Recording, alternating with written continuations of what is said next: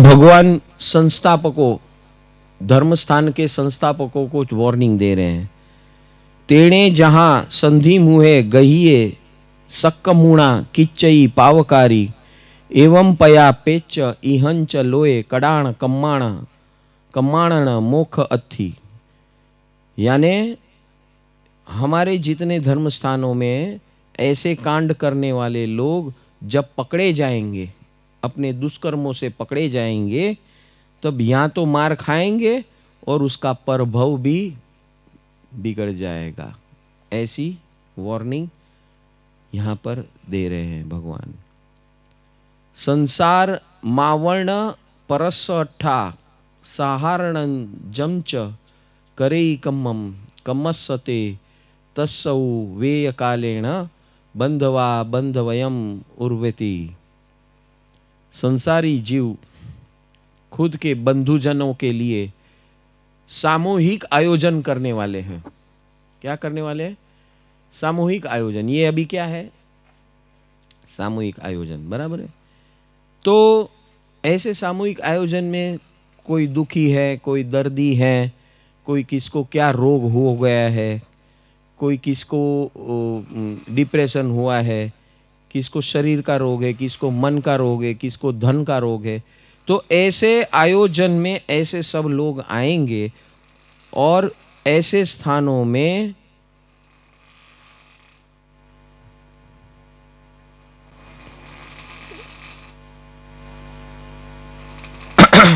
ऐसे स्थानों में भी कोई सेवा चाकरी उनकी होती नहीं है। उनके ऊपर तिरस्कार होते हैं, इनके ऊपर तिरस्कार होता है, तिरस्कार भाव होता है। હવે સપોઝ ફોર એક્ઝામ્પલ હમણાં એક લાઈવ ચાલી રહ્યું છે, બરાબર? अभी ये घटना के बाद आप उसको किस तरह देखेंगे? हमको तो बरसों से मालूम है। लोग हमको बोलते पागल है आप, सब कुछ मालूम होते क्यों लेके जाते हो? भगवान ने यहां फरमाया है कि भाई ये मेरा चतुर्विध संघ है, ऐसे लोगों की सेवा करने के लिए है। वयोवृद्ध हो जाता है, विधवा विधुर हो जाते हैं, they are all outcast people. कोई विशेष प्रकार के रोग होते हैं, दे आर आउटकास्ट पीपल। वो समाज की व्यवस्था से बाहर फेंके जाते हैं। उसको सीनियर सिटीजन हो गया, कोई उसको पूछने वाला नहीं है। विधवा हो गई तो उसको कोई पूछने वाला नहीं है। विधुर हो गए तो कोई पूछने वाला नहीं है। गरीब है तो कोई पूछने वाला नहीं है। रोगी है तो उसको कोई पूछने वाला नहीं है। अपने जीवन की मुश्किलातों से पसार हो रहा है तो उसको कोई पूछने वाला लोग नहीं है। समझ में आ रहा है? तो ऐसा संघ खड़ा करो कि ऐसे लोगों को कुछ स्थान मिले और उसकी सेवा चाकरी हो। इसीलिए ऐसी सिमंदर सिटी खड़ी की जा रही है कि जहां आरोग्य भी होगा, शिक्षण भी होगा, ज्ञान भी होगा और साधना भी होगी। ये जब से देशना शुरू की है तब से ये प्रोजेक्ट शुरू किया है सिमंदर स्वामी का, कि भगवान जब महावीर स्वामी बता के गए कि ऐसे संघों की आवश्यकता है, ऐसे स्ट्रक्चरों की आवश्यकता है जो भगवान के मार्ग में वास्तविक चले।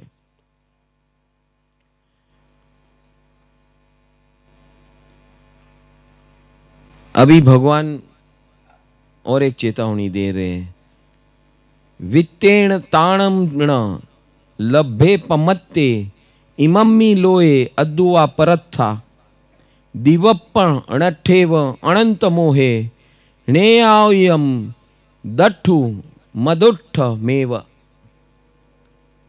यहां भगवान बताते हैं कि पहले धन के पीछे दौड़ते हैं।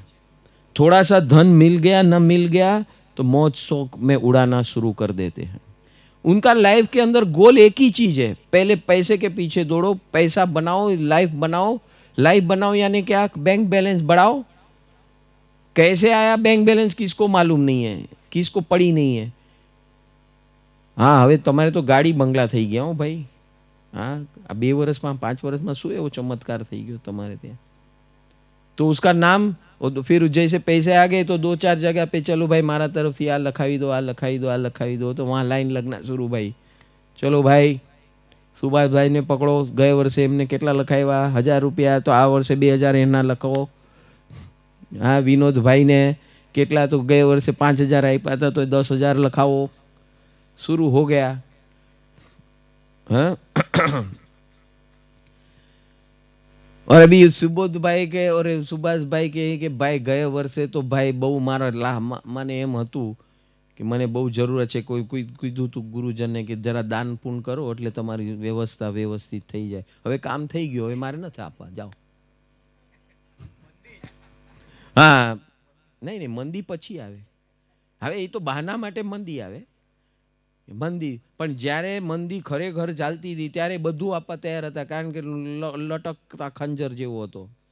હવે શું થઈ ગયું કે આ બધું દાન પુણ્ય કર્યું એટલે થોડું bank balance cosmic law of ઇકોનોમિક્સના હિસાબે બધું ગોઠવણ થઈ ગઈ આપણી તો કે હવે હવે જોશું। હા આવતા વર્ષે જોશું આવતા વર્ષે બહુ પાછળ પડો તો કે 1000 હતા ને ચલો 250 લખી નાખો 201 લખો 201 બરાબર ને સુભાષભાઈ એને તો અનુભવે છે બધું। આ સાલું બજેટ પતી ગયું ભાઈ આ 100 રૂપિયા બચે જોતા હોય તો લઈ જાઓ। 100 રૂપિયાનો તો એ માવો ખાતો હોય રોજનો ચા પીતો હોય માવો ખાતો હોય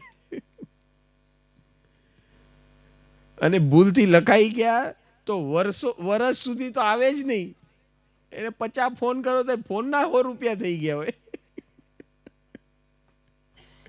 समझ में आया? ये ऐसे गोरख धंधे मत करना ऐसे दोष में मत पड़ना ये धन की आसक्ति है आप उस धन के अंदर पैदा होगे कीड़े के जैसे। घणी वार आ नोटोનું બંડલ હોય તો એમાંથી જીવાદો નીકળે એવું લાગે કે નહીં ભરી આમ સંગ્રહ કરેલા નોટોના બંડલ કારણ કે આ એક્સેસિવ હોય એ સંગ્રહ કરો ને એવી ગુપ્ત જગ્યાએ રાખો કે ત્યાં કોઈનું ધ્યાન પણ ન ભૂલમાંય ન પહોંચે તો ત્યાં શું થાય અંદર જીવાદો પેદા થાય। એ જીવાદો કોણ હોય એ કોણ હોય જીવાદો આ જે આખું જીવન જે પૈસાની પાછળ પડીને મર્યો હોય ને અને મરતા મરતા એને દુઃખ હોય કે આટલા રહી ગયા આટલા પેમેન્ટ મારે કલેક્શન રહી ગયું ગરવાન કે હવે હું જાઉં છું પણ આના 5 બાકી છે ઓલાને 10 બાકી છે આ બધું રોકડાનું છે જે થાય કરી લેજો પણ હું જાઉં છું કઈ જાઉં છું એટલે તમને જો મળે તો સારી વાત છે બાકી તો રામ રામ। જતા જતા આ ભાવ કરીને જે જાય માણસ એ ક્યાં પેદા થાય નોટોના બંડલની અંદર જીવાદ રૂપે पैदा થાય। આ ભગવાન કહે છે અહીંયા ये धन की आसक्ति भगवान इसे धन की आसक्ति बोल रहे हैं कि ऐसी आसक्ति मरते दम तक वो धन धन धन धन धन धन कुछ उसको कोई प्रॉब्लम नहीं है। लाखों करोड़ों कहाँ पड़े कहाँ क्या हो रहा है उसको वो पता नहीं उसके कितने बंगले कितने वो है वो भी नहीं मालूम है। ये माणेकचंद धारीवाल का मैं दाखला देता हूँ किंग गुटका किंग इतने धन संपत्ति योग इतनी बड़ी इंडस्ट्री उसने बना दी थी तो जो जहाँ पूना में रहते थे जिस दिन उसके जीवन में उसके परिवार में उसकी कितनी पत्नी थी पता है एक घर वाली एक बार वाली एक सेक्रेटरी बराबर है ये 3 पत्नी थी। तो ये देखो ये दूषण आता है धन क्या करता है एक्सेसिव धन क्या करता है। और जब उसके परिवार में कोई बच्चा पैदा नहीं होता था तब वो महाराज साहब के पास गए कोई संत के पास गए कि बोलो ये साहब 3 पत्नीओ राखी पण कोईने छोकरा थता नथी ने एकने थयुं छे ई सेक्रेटरीनो छोकरू छे ई मारी सेक्रेटरी छे पण छोकरी छे मारी ज तो हवे आ तो अनऑफिशियल छे शुं करूं। हाँ हाँ એટલે સાંભળો ને એની વાતો એ કેન્સરમાં મળી ગયો એ મરી ગયો એનું દુઃખ થયું એટલે જ ગયા એની પાસે બરાબર છે। અને પછી મહારાજ સાહેબને પહેલા પૂછ્યું કે હવે યોગ છે સંતતિનો મારી ઉંમર 45ની થઈ છે સંતતિનો योग છે આટલું બધું મેં ઊભું કર્યું છે કોણ ભોગવશે कहाँ जाएगा। तो महाराज साहब ने बोला देख तेरे गुटके से जितना लोगों का नुकसान हुआ है ना वो उनकी जो हर परिवार के अंदर जो नुकसान हुआ है उस परिवार जनों की हाई तुझे लग रही है। यहां तो तू मरेगा, रिबा रिबा के मरेगा। ये अभी तेरे को जब तक तू जिंदा रहेगा तब तक ये तुझे यही भुगतना है। तेरे परिवार वाले तेरा कुछ सुनेंगे नहीं। नंबर वन, तू कितना धनवान है उससे उससे उनको कोई मतलब नहीं, उनको तेरे धन से मतलब है। तो तो बोले अभी करूं क्या मैं? बोले पहले तो ये गुटखा का धंधा बंद कर दे, डाइवर्सिफाई कर दे। तो उसने रातों रात अपनी बोर्ड ऑफ मीटिंग बुलाई और उसके भाई भी थे, सगे वाले थे, सब लोग तो भड़क गए बोल के क्या इनका खसक गया है। महाराज साहब तो कुछ भी बोलो, तो उसका धंधा ही ऐसा है। महाराज साहब बोले अपना धंधा थोड़ी छोड़ सकते हैं भाई। वो मरते खाने वाले को कौन बोलता है तुम हमारा गुटखा खाओ? वो तो अपनी मर्जी से खा रहा है, वो मर रहा है, हमको क्या करना है? हमारा काम है मैन्युफैक्चरिंग करना, उसमें मेरा दोस्त कहाँ से आ गया? हम टैक्स भर रहे हैं, गवर्नमेंट को इतना आमदनी दे रहे हैं, ये सब कर रहे हैं, हम कहाँ कुछ गलत काम कर रहे हैं? हाँ, पैकेट में भी सब वार्निंग लिखा रहता है, हम तो वार्निंग भी दे रहे हैं कि मत खाओ, फिर भी खा रहे, तो हम तो धंधा कर रहे हैं अपना। बोला नहीं, मैं तो बंद कर दूंगा, आपको मेरे साथ नहीं रहना तो मत रहना, मैं ये नहीं करूंगा, I am not ready for this. 45 साल की उम्र में उन्होंने ये डिसीजन लिया। उसके बाद अच्छा, ये पूरा बिजनेस जो होता है कैश बिजनेस होता है। तो उनके यहाँ एक स्ट्रांग रूम था, स्ट्रांग रूम के अंदर जो भी हाईएस्ट डिनोमिनेशन की नोट होती थी उसके बंडल, थप्पी, ट्रक में थप्पी आती थी और ट्रक में जाती थी। समझ में आ रहा है क्या? माल नहीं आता था ट्रक में, क्या आता था? नोटों के बंडलों की थप्पी। हाँ, वो बंडलों में आता था, थप्पी आती थी और थप्पी जाती थी। इतना उसका टर्नओवर खाली बंडलों का था, तो माल का कितना होगा? ऐसी ऐसा धन पा रहे थे। और ऐसा आदमी को जब पता चला, उसके जीवन में झटका आया, उसको लगा कि मैं जी क्यों रहा हूं, ये मैं क्या कर रहा हूं, क्यों कर रहा हूं? तो महाराज साहब ने बोला अभी उसका प्रायश्चित करो। ये जो धन योग आ गया है, घर के अंदर घुस गया है, वो आपके परिवार को पूरा बर्बाद कर देगा अगर अगर ये धंधा चालू रखा तो। आपके जितने एसोसिएट है, सगे वाले जो भी इसका उसके अंदर है, सबको चुकते कर दो पैसा। उनको बोलो ये पैसा आपका लेके जाओ। उस दिन से उसने दूसरे दिन सबको बुलाया, जिसका जो भी इन्वेस्टमेंट था बिजनेस में, सबको रोकड़ा चुका दिया। ये लो, तेरा इतना था बंधन में, ये लेके जा, ये लेके जा, अभी तुमको जो करना है करो। I am closing this business and I am going to diversify into other field. तो उसने जितने उसके मैनेजमेंट के जो भी थे, सब जीएम, सीईओ, ये वो सबको बोल दिया कि कुछ नई लाइन ढूंढो और हमको ये बिजनेस अभी करना नहीं है। और महाराज साहब ने दूसरा बोला अभी उसका प्रायश्चित करना है। तो क्या करने का? कि जितने अस्पताल, आरोग्य केंद्र है, वो सब में आपका दान शुरू कर दो। हॉस्पिटल्स, तो आप अभी जहां भी जाओगे ना, पूना एरिया, महाराष्ट्र, इंटीरियर महाराष्ट्र, तो हम लोग जब गए थे वहां पे शिविर हुई थी पूना में, तो हमारी भावना थी कि वो भी आए। तो बोले, मारवाड़ी थे हमारे आशीष भाई, तो मारवाड़ी में बात किया। बोले कि भाई आपकी संस्था का कोई स्ट्रक्चर है क्या? बोले नहीं, स्ट्रक्चर है नहीं, बनाना है। तो जिस दिन बनाना उस दिन आ जाना, मेरा नाम का गेट बना देना, ये पूरा रूम है, आप ट्रक लेके आना, जितना पैसा बंडल चाहिए वो बंडल लेके जाना, मैं आपको छूट दे दूंगा। ये उसने धारीवाल ने आशीष भाई को बताया। हाँ, आज अल्पेश भाई भी थे।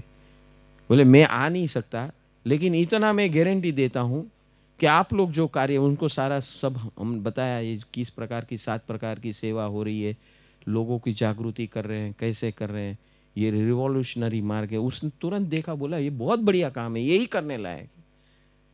और आपके साथ मैं हूं, कितना पैसा चाहिए, खाली बात मेरी शर्त ये है कि आपको स्ट्रक्चर खड़ा करना पड़ेगा। जहां कुछ स्ट्रक्चर खड़ा करना है वहां मेरे नाम की तख्ती लगा दो, और जितना ये मेरे स्ट्रांग रूम में रोज का करोड़ों का टर्नओवर होता है, बंडलों का। रोज बंडल आते हैं, रोज जाते हैं। आप भी अपना ट्रक लेके आना, टेम्पो लेके आना, टेम्पो में जितना जाता है वो भर देना, लेके जाना, मेरा नाम लगा देना। मैं पूछूंगा भी नहीं कितना लिया आप अंदर से। आपको जितना मर्जी में आए, आपकी जितनी ताकत हो उठा के लेके जाना। देखते समझ में आ रहा है ये धन संपत्ति कितनी खड़ी हो गई। और अंत में उसका अभी उनका इंतकाल अभी हुआ है 6 महीने पहले। तो 15 साल उन्होंने इस प्रकार जिया। और उनकी जो सेक्रेटरी थी, सो कॉल्ड वाइफ थी, तो वो सबको रोक रही थी। बोले इनका तो खिसक गया है, ये सब हमको भी बेच डालेंगे उनकी ताकत हो तो।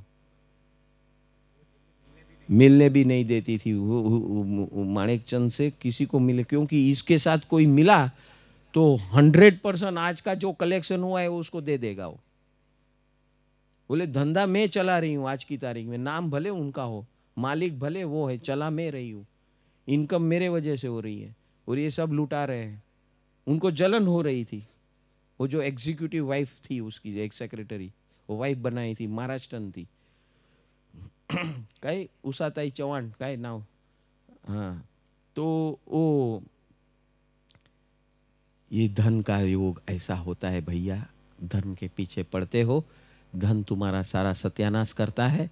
धन के लिए हम कुछ भी करने के लिए तैयार हो जाते हैं, किसी को भी खत्म करने के लिए तैयार हो जाते हैं, किसी को बर्बाद करने के लिए तैयार हो जाते हैं। और ऐसे टीम में हम शामिल होकर अपने भविष्य का सत्यानाश, मानव जीवन अपने को मुक्ति की ओर बढ़ाने की जगह पर नरक स्थानों में अनंत काल तक, अगर ये समझ में नहीं आया, सद्बुद्धि नहीं सूझी ना, तो हो सकता है हम निगोद तक पहुंच जाएं। यहाँ ये चेतावनी भगवान दे रहे हैं। नरक से सीधा कल्याण नहीं होने वाला है वापस। वो हो सकता है वो नरक से ऐसे योग करने से आप सीधे निगोद में चले जाओगे, जहां कोई आपको देखने वाला नहीं होगा। अनंत काल तक सड़ते रहोगे वहां पर, अव्यवहार राशि जीव तक के स्वरूप से आप पैदा होंगे।